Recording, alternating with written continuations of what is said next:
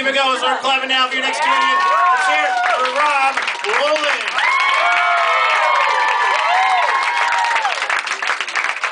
Keep it going to Rob.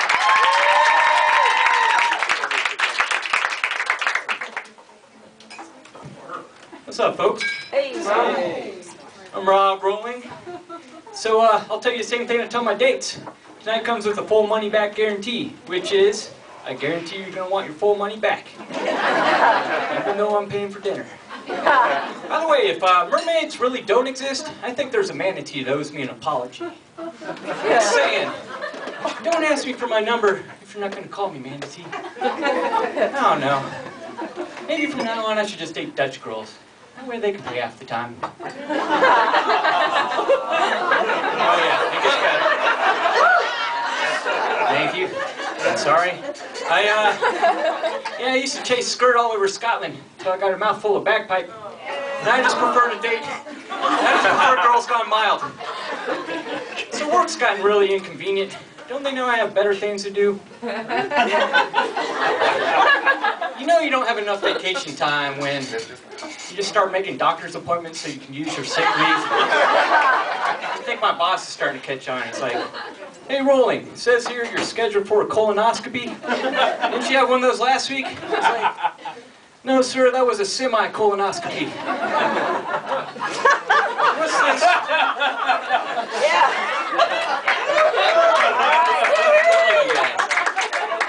So, yeah.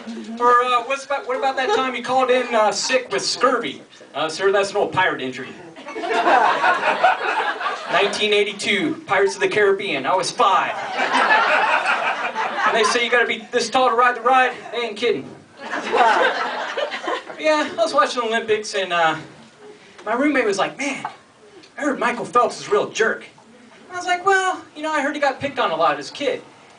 And my roommate was like, well, I don't know, what are you going to say to the guy? Like, nice, perfectly chiseled abs, loser. What's up with all the gold medals, dork? Yeah, I can picture myself in the Olympics, you know, doing the 100-meter dash, you know. They're all like, on your mark, get set, pow! Everybody takes off, running. I just turn around like, About 28 minutes and 13 seconds later, I cross the finish line.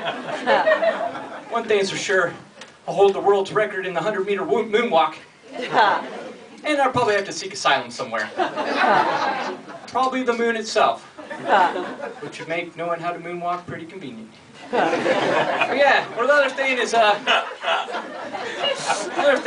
like to try out for the diving team, you know what I mean? Like, but before you go on, just go to an all-you-can-eat buffet, just get all bloated, and then get to the end of the diving board and be like, this goes out to all the manatees that broke my heart! Ah! Get involved! Yeah. So originally I'm from Atlanta. It's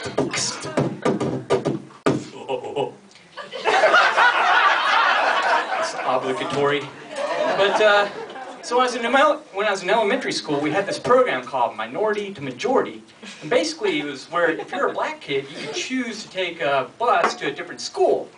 But the problem with that program is by the time I got to middle school, my entire neighborhood was black. So I was like, where's my bus?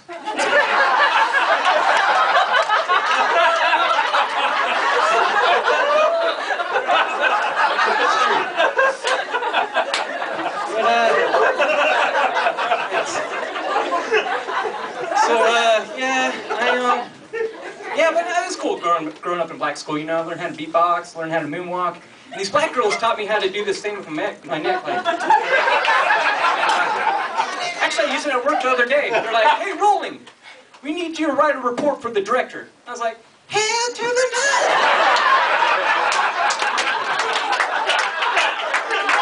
Never mind, we'll get Steve to do it. Yeah, I love this stuff. So in high school, my parents got separated and we moved out to the country. Man, we might as well have moved to China. I remember there was this guy listening to some music and I was like, hey man, what kind of music is that? And he's like, son, that's country. I was like, cool. Which country? Tajikistan? Or I remember they invited me out to go to a tractor pull. And I thought we were going to go vote for farm equipment. I didn't know what they're talking about. Either that or do a survey.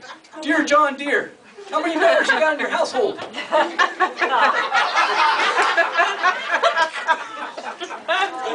Yeah, I think the most confusing thing is when they asked me to do some cow tipping. I was like, yeah, man, that's cool. What is it, a standard 10 or 15%, depending on the level of service?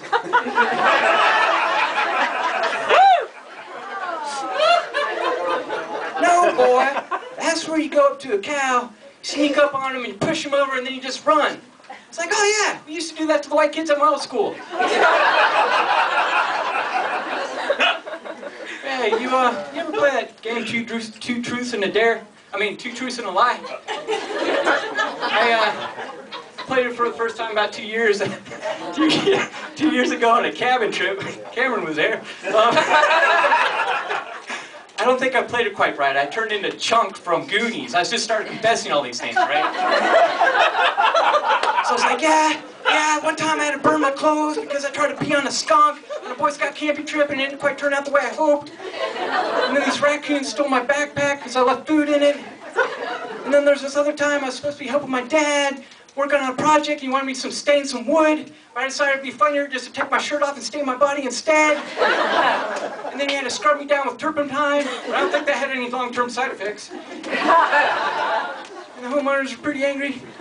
And then there was this other time I went to boot camp, and the drill instructor was like, hey, Private, what are you going to do if war breaks out? I was like, go to Canada, drill sergeant? I mean, if the war was in Canada, then I had to do 50 push-ups. And then there was a time I was a scoutmaster, and I tried to convince, actually I did convince the scouts there's such thing as a dating merit badge. And I was like, yeah, you gotta get 3 girls' phone numbers and go on at least 2 consecutive dates with the same girl.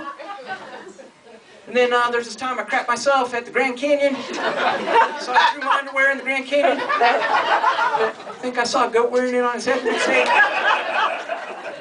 There's this other time, there was a job interview. I started doing the robot at the job interview. And I tried to shake the boss's hand. I was like, and I don't know why, but I thought it'd be funny to tell him that I joined a gang because I live in a bad neighborhood. About this time, they're like, Rob, whoa, stop. Listen, I don't think you have a clue how to play this game. I mean, you just told like 5 ridiculous stories. You're supposed to tell 2 truths and a lie. And none of those stories could possibly be true. I'm like, joke's on you, pal, they're all true. All right, well, it's getting kind of late. It's 8 o'clock. I think maybe we'll head to bed. But yeah, I think I still got plenty of stupidity left in me. I'm thinking I'd love to show up to a yoga class in a toga. I think that'd be pretty funny too until I have to do the downward dog. Or just show up to a kickboxing class.